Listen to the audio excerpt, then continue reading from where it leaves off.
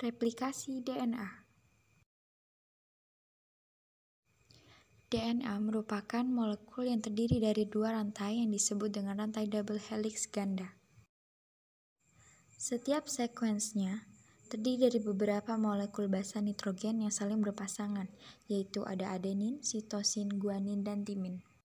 Kedua rantai ini sifatnya saling komplement. Artinya jika ada basa nitrogen yaitu jenis basa timin akan berpasangan dengan adenin. Demikian apabila ada basa sitosin maka akan berpasangan dengan basa guanin. Bagian ini dimulai dari bagian ujung 5 ke bagian ujung 3. Sifatnya antiparalel dengan di bagian bawahnya yaitu dari 5 ke 3. Tahap pertama dari replikasi DNA adalah pemisahan dua rantai ganda DNA yang dilakukan oleh sebuah enzim yang disebut dengan enzim helikase, sehingga nanti akan membentuk suatu garpu replikasi, sehingga memisahkan rantai menjadi dua bentuk template untuk pembentukan rantai DNA baru. Enzim primase memulai proses. Enzim ini akan membuat sebuah bagian kecil yang berupa bagian primer.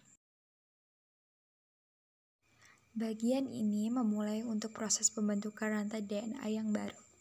Kemudian, enzim DNA polimerase akan berikatan dengan DNA primer tadi dan mulai membentuk rantai DNA yang baru. DNA polimerase membentuk rantai baru pada satu arah, yaitu dari primer 5 ke arah primer 3. Bagian leading strand disintesis secara kontinum. Daerah polimerase menambahkan satu demi satu dari ujung 5 ke ujung 3. Bagian rantai lainnya, yaitu lagging strand, tidak dapat disintesis secara kontinum. DNA polimerase akan membentuk suatu fragmen, yaitu berupa Okazaki fragmen atau fragmen Okazaki. Setiap fragmen mulai dibentuk oleh RNA primer, dibantu oleh enzim primase.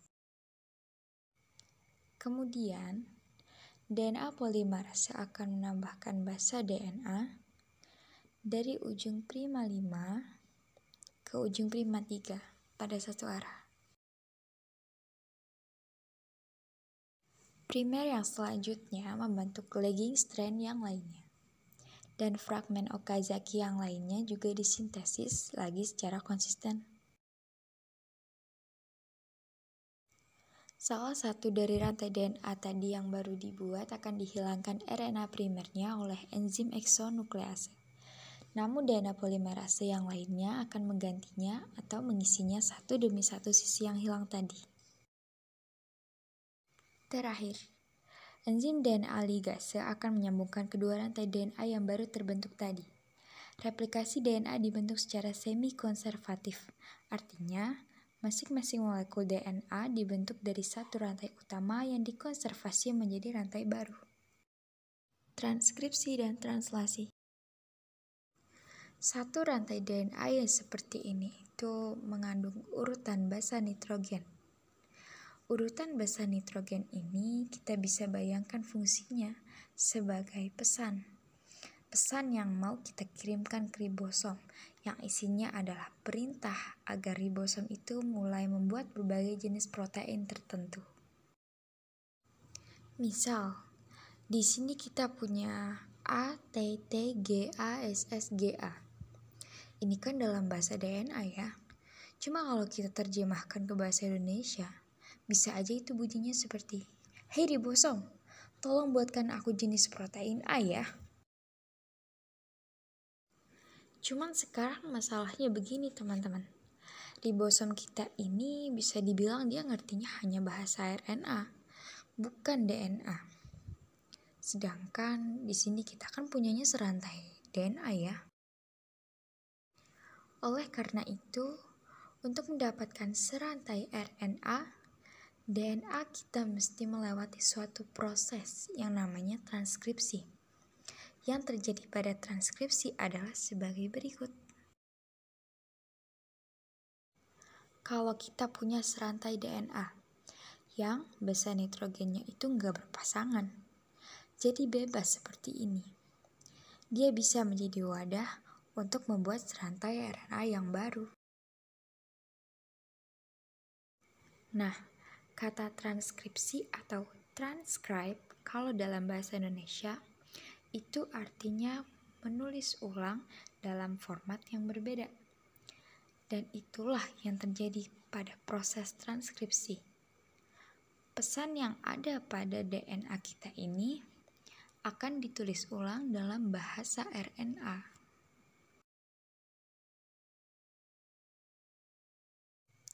Jadi kalau pada DNA kan basa nitrogennya itu adenin, timin, guanin, dan sitosin. Kalau pada RNA, timinnya ini akan diganti dengan uracil. Jadi adenin, uracil, guanin, dan sitosin. Dan kalau kita mau ubah pesan DNA menjadi RNA, kita tinggal ingat bahwa adenin itu pasangannya dengan uracil dan guanin pasangannya dengan sitosin. Jadi di sini setiap adenin akan menjadi uracil, yang guanin akan menjadi sitosin, dan setiap sitosin akan menjadi guanin. Nah, Kak, kalau kita ketemu timin gimana ya? Kan pada basa nitrogen DNA kita udah lihat bahwa timin pasangannya adenin. Jadi setiap ketemu timin di RNA-nya dia jadi adenin. Nah, itu adalah proses transkripsi, teman-teman. Jadi, setelah transkripsi, sekarang kita punya sebuah RNA yang mengandung pesan yang sama dengan pesan kita yang ada di DNA. Cuma dalam bahasanya RNA. Sekarang tugas RNA kita adalah mengirim pesan kita ke ribosom, supaya kita bisa mulai proses yang namanya translasi. Cuma sebelum kita mulai translasi, kalian dengar nggak tadi aku ngomong apa?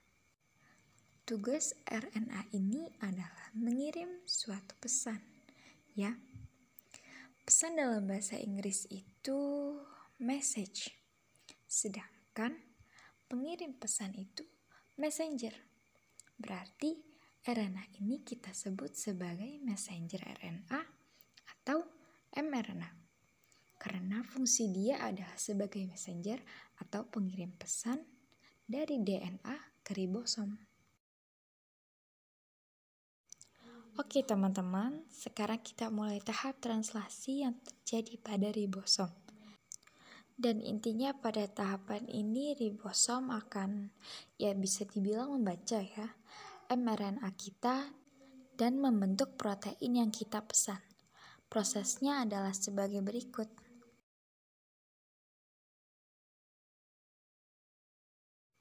Satu struktur seperti ini yang tersusun atas satu basa nitrogen, helix ya, kita sebut satu nukleotida.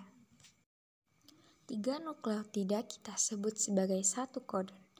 Jadi kita di sini punya 3 codon.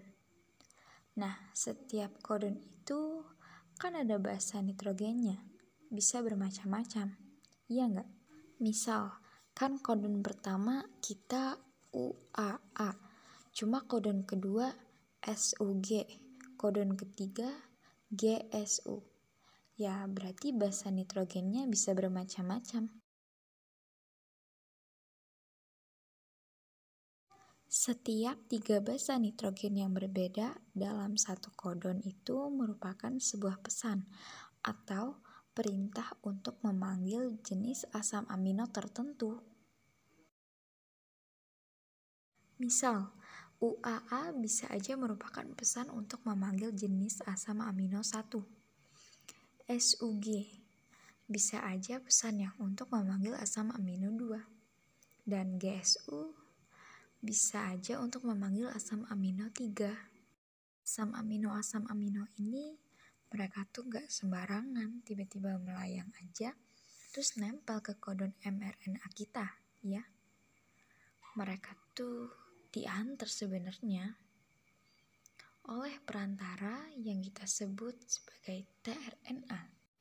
Jadi bisa dibayangkan, tiap asam amino ini akan menempel ke satu jenis tRNA, dan kalau misal asam amino tersebut dipanggil oleh codon mRNA kita, tRNA akan membawa asam amino tersebut dan menempel pada kodon mRNA yang memanggilnya.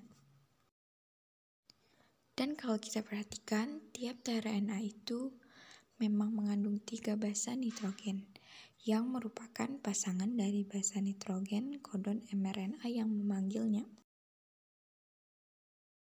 Misal, kan kodon pertama UAA.